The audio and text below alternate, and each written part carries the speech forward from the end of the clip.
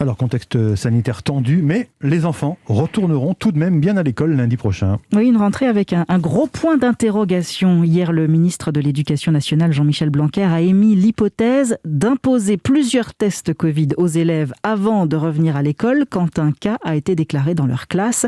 Mesure à l'étude, mais qui inquiète les parents et les enseignants. Yasmina Katou. Oui, faire 2 ou 3 tests à plusieurs jours d'intervalle, c'est multiplier les risques de trouver des cas positifs dans les classes.